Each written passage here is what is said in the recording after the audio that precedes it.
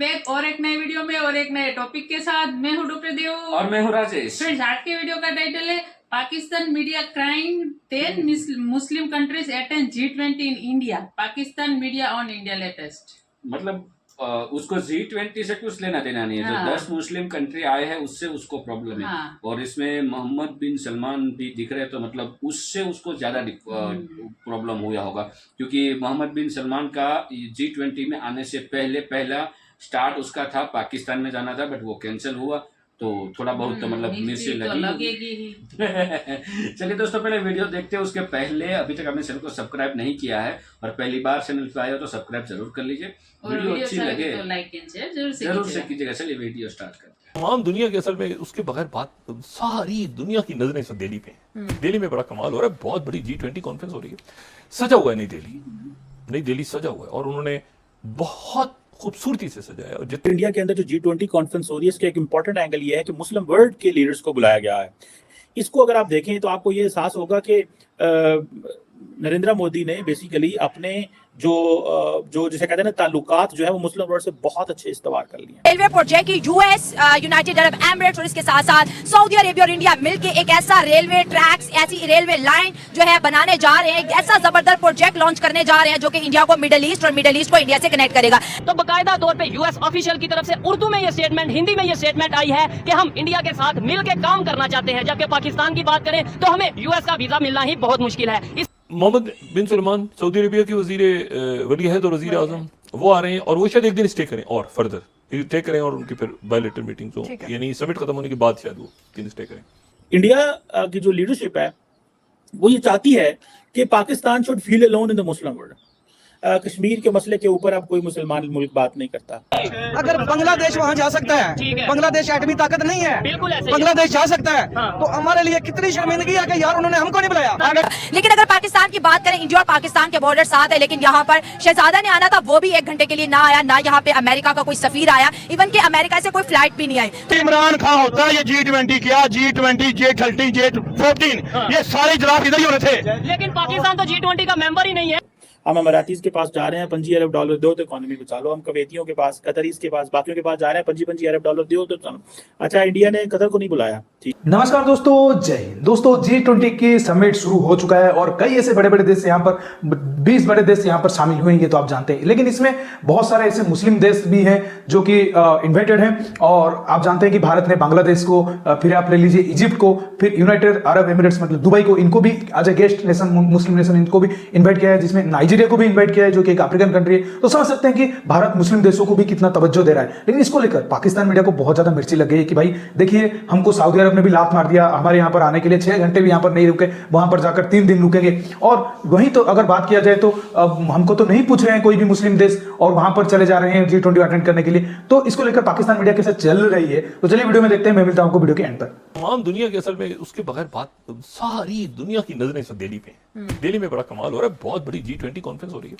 सजा हुआ है नई दिल्ली सजा हुआ है, और उन्होंने बहुत खूबसूरती से सजाया। और जितना मेरा ख्याल है पॉसिबल, क्योंकि ये चंद बड़े इवेंट्स में से एक इवेंट है G20 समिट होना दिल्ली में, और ये आने वाले अरसे में मेरा ख्याल है कि अब इसके फौरन बाद, यानी ऐसा नहीं है कि ये कल से स्टार्ट हो रही है, 9-10 2 दिन है, तो 9-10 को आप समझें कि ये जियो पॉलिटिक्स दुनिया की किस रुख पे जा रही है उसमें फैसला हो जाएगा।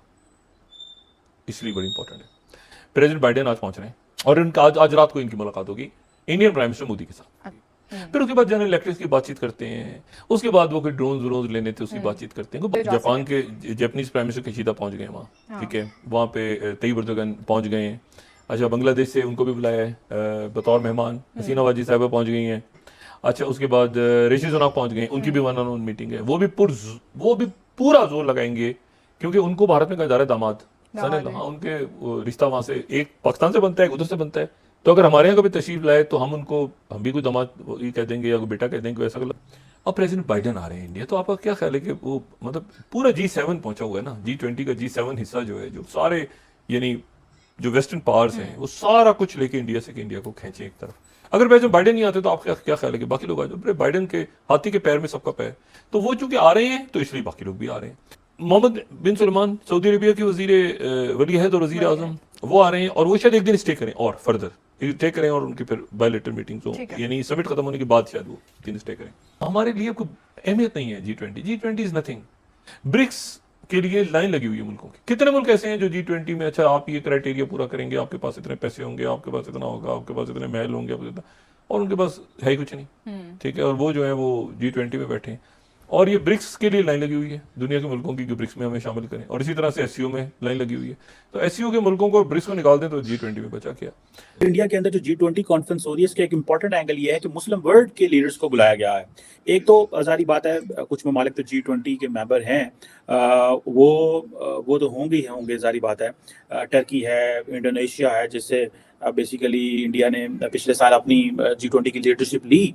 लेकिन मोहम्मद बिन ज़ायद को इनवाइट किया गया है, प्रेसिडेंट सीसी ऑफ इजिप्ट को इनवाइट किया गया है, ओमान के जो डेप्टी वजीर आजम हैं, डेप्टी प्राइम मिनिस्टर हैं असद बिन तारक बिन तैमूर अल सैद, उनको जो है वो इनवाइट किया गया है।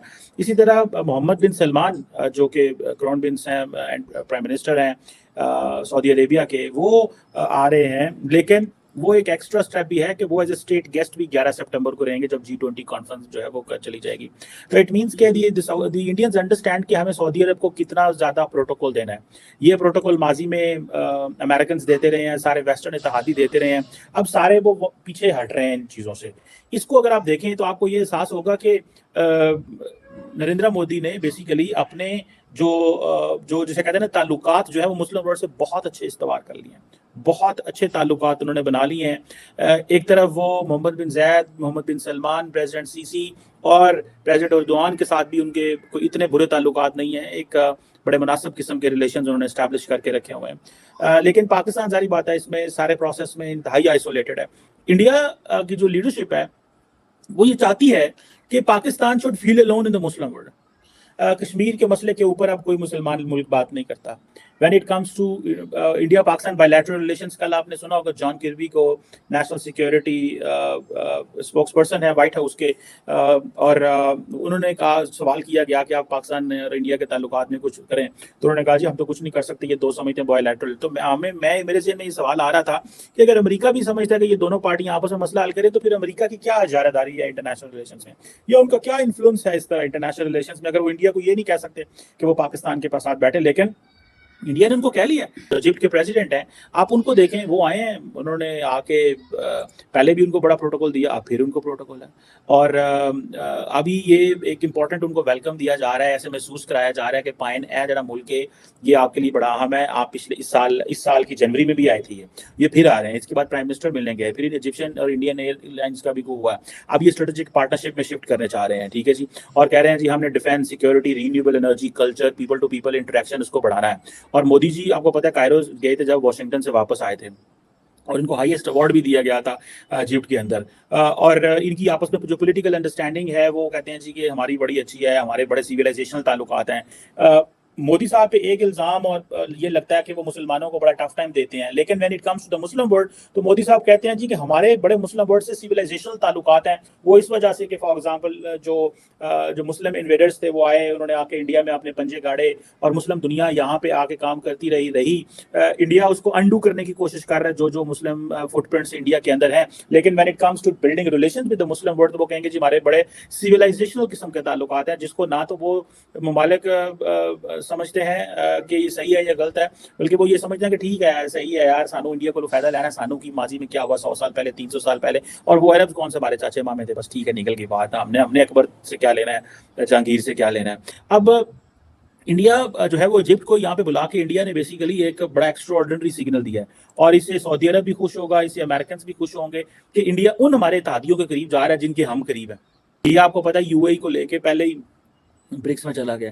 सो India is mainstreaming UAE in the global world. India is mainstreaming, आपको पता है the Saudis understand one thing कि यूएई ने they have backstabbed the Saudis. So India क्या कर रही है, यूएई सऊदी अरब क्या चाहता है कि इंडिया के साथ करीब ताल्लुकात रखें, कि अगर यूएई इंटरनेशनलाइज हो रहा है, या यूएई फॉर एग्जांपल I2U2 में या ब्रिक्स में या इस तरह के प्लेटफॉर्म में, या अभी G20 में आ रहा है, तो हमें इंडिया के साथ कुर्बत रखनी चाहिए, ये इन्फ्लुएंस रखना चाहिए कि कल को अगर हैं दोनों मुस्लिम मुल्क, लेकिन ऑब्वियसली सऊदीज का ज्यादा इन्फ्लुएंस है in terms of Holi mosque and so much more, बड़ी इकोनॉमी, बड़ा कुछ है। सो सऊदीज ये समझते हैं कि इंडिया के करीब होना चाहिए क्योंकि हमारे अतीस बड़े करीब है। सो वो पाकिस्तान फैक्टर जो माजी में हुआ करता था वो फैक्टर इज मिसिंग नाउ। उस फैक्टर की कोई जिन्हों कहते हैं ना लेन देन कोई नहीं है। चंद्रयान 3 पे उन्होंने बड़ा प्रोटोकॉल दिया, उन्होंने इस चीजों पे बड़ा वो सारा किया कि भाई ये लोग जो हैं ये हमारे साथ किसी न किसी तरीके से अटैच हो जाए इंडिया।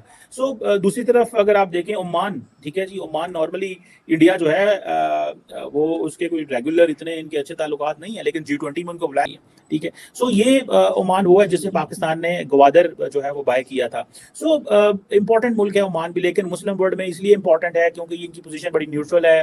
पाकिस्तान कहाँ खड़ा हुआ है? आप कभी पाकिस्तान के जो फॉरेन ऑफिस के बाबू हैं उनसे पूछ। जो थैंक यू दोस्तों वीडियो को यहाँ तक देखने के लिए। और कमर सीमा का जब लेक्चर स्टार्ट होता है ना, तब मतलब ऐसा लगता है कि मतलब यही है पाकिस्तान का सब कुछ करता हरता, यही है सब कुछ है, सारी चिंता रोते रहते। बट कमर सीमा जी आप कितना भी बोल लो, आपकी पाकिस्तान की जो आवाम है ना वो सुधरने वाली नहीं है। खास करके आपके हुक्मरान है वो कभी नहीं चेंज होने वाले, क्योंकि जब तक पाकिस्तान का कंट्रोल उसकी आर्मी से हाथ से नहीं लिया जाएगा और आवाम के हाथ में नहीं आएगा, तब तक इस देश का कभी भी कुछ नहीं हो सकता।